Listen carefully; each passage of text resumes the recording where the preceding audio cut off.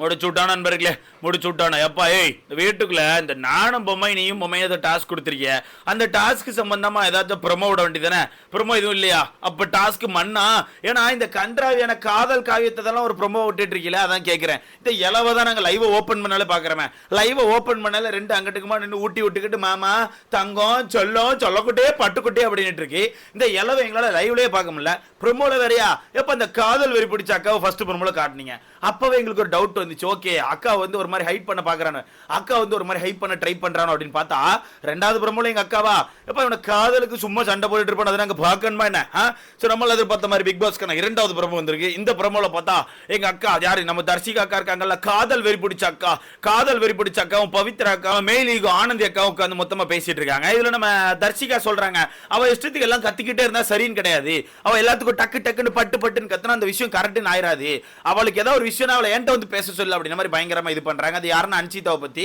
ஏன்னா இவங்க ரெண்டு பேரும் கண்டென்ட் வந்து ரொம்ப தப்பா போயிருன்னு சொல்லி அன்சிதா தான் கொஞ்சம் கைண்டா இறங்கி போய் இது தப்பா போகுதுடா கொஞ்சம் கவனிச்சுக்கோங்க, இது கண்டென்ட்டுக்கு பண்ணா வேற, ஆனா நீங்க ரெண்டு பேரும் ஃபீலிங்ஸை ஷேர் பண்ண மாதிரி எனக்கு ஃபீல் ஆகுதுன்னு சொல்லிட்டு ஒரு 2 நாளா அன்சிதா தான் இறங்கி வேலையை பார்த்துட்டு இருக்காங்க. ஓகேவா, அது அவங்க ரெண்டு பேருக்கு நல்லதுக்கு சொல்றது தான் வேலையை பார்த்துட்டு இருக்காங்க. பட் அது பொறுத்துக்காம தர்ஷிகா நேத்துல இருந்தே ஒரு மாதிரி அன்சிதா மேல ஒரு டார்கெட் வைக்க ஆரம்பிச்சாங்க. அது நம்மளால கவனிக்க முடிஞ்சு. அப்ப பவித்ரா அந்த இடத்துல சொல்றாங்க, அவ ஒரு பாயிண்ட் பேசிட்டு இருக்கால, அவ ஒரு பாயிண்ட் பேசிட்டே இருக்கும்போது டக்குனு அந்த இடத்த விட்டு நவுண்டு வந்துட்டா, அவ பேசுறதை கேட்காம வந்துட்டா, அவ என்ன யோசிப்பா அப்படின்ற மாதிரி கேட்கறாங்க. அப்ப ஏதோ வீட்டுக்கு ஒரு சம்பவம் நடந்திருக்கு. அப்ப அந்த இடத்துல திருப்பி தர்ஷிகா அவளுக்கு என்கிட்ட ஏதாவது பிரச்சனைனா இல்ல அவளுக்கு என்கிட்ட பர்சனலா ஏதாவது பேசணும்னா என்ன தனியா கூட்டு பேச சொல்லு, எல்லாருக்கும் சும்மா அங்க இருந்து கத்திக்கிட்டு இருந்தா எனக்கு அப்படி கேட்கும், எனக்கு அது கேட்காது, நான் வந்து ஒரு காதல் மூட்ல இருக்கேன், நான் என் மாமா விஜய் விஷால தேடிட்டு இருக்குமோ அவ இஷ்டத்துக்கு கத்திட்டு இருக்கா, அவ வந்து எங்க காதல பிரிக்க பாக்குறா, அது என்னால பார்க்க முடியாது அப்படின்ற மாதிரி தர்ஷிகாக்கா வந்து அவங்களோட மனசுக்குள்ள அப்படி நினைச்சுக்கிறாங்க. ஓகேவா, மனசுக்குள்ள நினைச்சு நமக்கு ஓப்பனா வெளியவே தெரியுது. அப்ப அந்த இடத்துல திருப்பி தர்ஷிகா ஒன்று சொல்றாங்க, நான் இங்க வந்து ஃப்ரெண்ட்ஷிப்பையோ இல்ல காதலையோ வளர்க்கறதுக்கு வரல, நான் கேம் ஆட வந்திருக்கேன் அப்படின்னு சொல்றாங்க. இதை பார்க்கும்போது எங்க காதலெல்லாம் பூ சுத்துன மாதிரி எனக்கு ஒரு ஃபீல் ஆகுது. உங்க கேம் இருக்கே, உங்க கேமு உங்க கண்டென்ட்லாம் காணாம போய் ஒரு 3 வாரம் ஆச்சு. ஒரு 3 வாரமா நீங்க வந்து காதல் காதல் காதல் அப்படின்னு சொல்லிட்டு விஜய் விஷால் பண்ணி சுத்திட்டு இருக்கீங்க. அவனே ஓப்பனா அவங்க கிட்ட வந்து இது வேணா இது தப்பா போகுதுன்னு ஒரு 2-3 தடவை சொன்ன பிறகு கூட அவனை நீங்க ஃப்ளோட் பண்ற மாதிரி பேசி அவனை ஒரு மாதிரி மயக்கி ஒரு மாதிரி ஈன்னு சிரிச்சு அவனை உங்க கண்டென்ட்டுக்குள்ள எடுத்து வந்துட்டு இருக்கீங்க. நீங்க வந்து இந்த கேமை பத்தி பேசுறீங்க, யார் யார் என்னென்ன பேசணும்னு ஒரு விவசாய இல்லாம போயிட்டு இருக்கேன், விவசாய இல்லாம போயிட்டு இருக்கு. இதுல இவங்க சொல்றதுன்னா இந்த வீட்டுக்குள்ள என்னோட கேமை என்னோட ரிலேஷன்ஷிப்போ என்னோட லவ்வோ எதுவுமே கெடுக்காதுன்னு சொல்றாங்க. அப்போ உங்களுக்கு லவ் இருக்கு அப்படித்தானே? அது எப்படிக்கா மானம் கட்டு போய் ஒருத்தனை தம்பி தம்பின்னு சொல்லிட்டு தம்பியவே லவ் பண்றீங்க? இல்லை நான் கேட்குறேன், நீங்கள் தான் செஞ்சீங்க தம்பி தம்பின்னு, வீட்டுக்கு வந்து 2வது வாரமே சொன்னீங்க அவன் என் தம்பி மாதிரி, என்னோட 2 வயசு சின்ன பையனு, அந்த தம்பி கூட இப்போ காதல் கண்டா ஒரு மாதிரி தப்பாக இருக்குக்கா, ஒன்று ஒரு மாதிரி அசிங்கமாக பார்க்குற நிலைமைக்கு நீ கொண்டு போயிட்டு இருக்கக்கா, மக்களும் அதை தான் சொல்கிறாங்க. இதை பற்றி நீங்கள் என்ன சொல்லுங்க.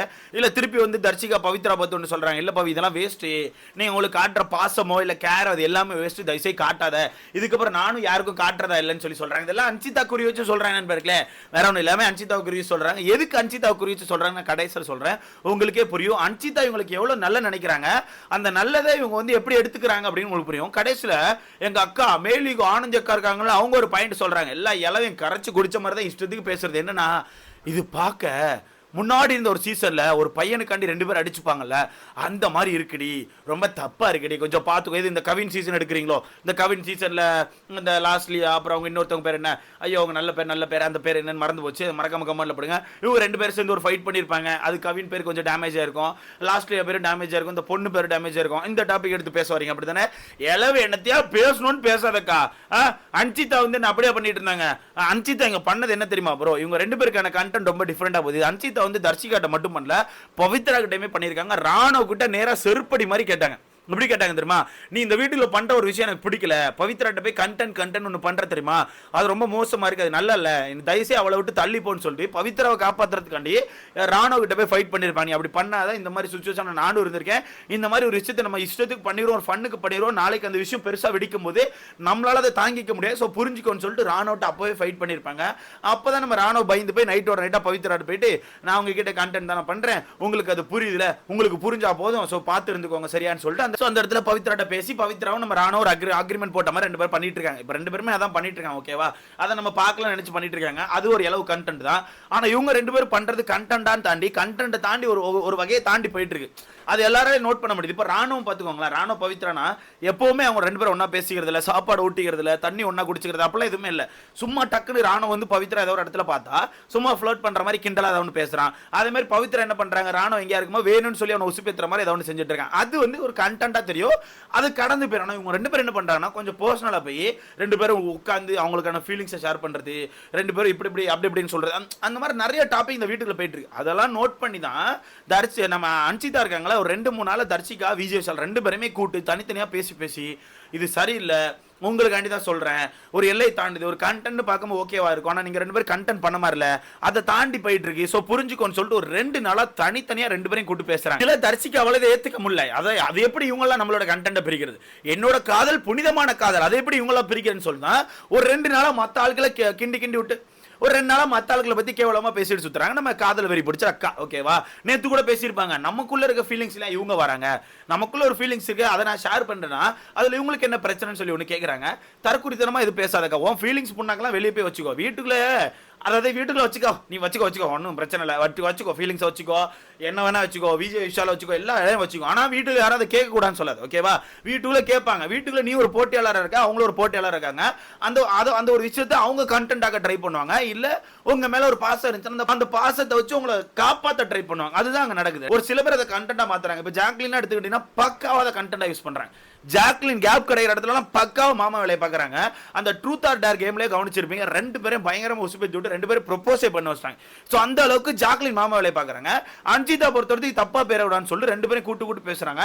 இதுல ஒரு விஷயம் அன்சிதா சொன்னது ஏன் இப்ப தர்ஷிகாக்கு பிடிக்கலனா, விஷால்கிட்ட பேசிட்டு இருக்கும் விஷால் என்ன சொல்லிட்டானா, நான் ஒன்னா பாக்குற மாதிரி தான் அவளையும் பாக்குறேன், நான் எப்படி ஒன்ட்ட பேசுறேன் அதே மாதிரி தான் அவட்டையும் பேசுறேன், ஆனா அவளோட ஃபீலிங்ஸ் வந்து கொஞ்சம் பெருசா போயிட்டு இருக்குது, பட் அந்த ஃபீலிங்ஸை நான் ரெஸ்பெக்ட் பண்றேன், பட் அந்த ஃபீலிங்ஸை ஹர்ட் பண்ண விரும்பலன்னு சொல்லிட்டு ரொம்ப மெச்சூர்டா பேசுற மாதிரி இங்க பேசிடுவான் விஜய் விஷால்.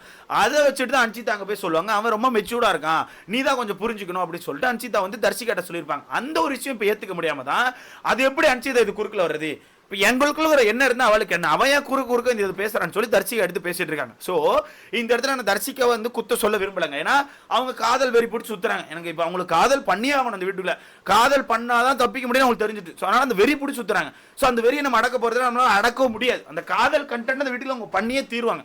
ஓகேவா, அதுக்கு தான் இவ்வளவு துடிக்கிறாங்க. இப்ப அந்த கண்டென்ட்டுக்குள்ள நீங்க வராதீங்கன்னு சொல்லிட்டு ஒவ்வொருத்தரே வான் பண்ற மாதிரி ஒவ்வொருத்தரே கேள்வி கேட்டுக்கிட்டு ஒவ்வொருத்தரே கிண்டி விட்டுக்கிட்டு ஒவ்வொருத்தரே உசுப்பேத்தி விட்டுட்டு தர்ஷிகா சுத்திட்டு இருக்காங்க. வரப்போற நாட்கள் இந்த கண்டென்ட் எந்த எல்லையை வேணா தாண்டுவோம். இதுல விஜய் விஷால் மேல மிகப்பெரிய தப்பு இருக்கு, அவனுக்கு பிடிக்கலன்னு ஒரு நேரம் சொல்றான், திருப்பி அவங்க கிட்டே போயிட்டு உன் ஃபீலிங்ஸ் எனக்கு புரியுது, அதை நான் ரெஸ்பெக்ட் பண்றேன், உன ஃபீலிங்ஸ் இருந்தா நான் என்கிட்ட ஷேர் பண்ணுன்னு சொல்றான். ஒரு நேரம் என்ன சொல்றான், இது வெளியே தப்பா போகும்னு சொல்றான், இன்னொரு நேரம் என்ன சொல்றான், இது நல்லா இருக்குது நம்ம பண்ணலான்னு சொல்றான். ஸோ அவன் மாத்தி பேசுறான், இங்க ஒன்று பேசுறான், அங்க ஒன்று பேசுறான், அங்க ஒன்று பேசுறான், மாத்தி பேசிட்டு இருக்கான்.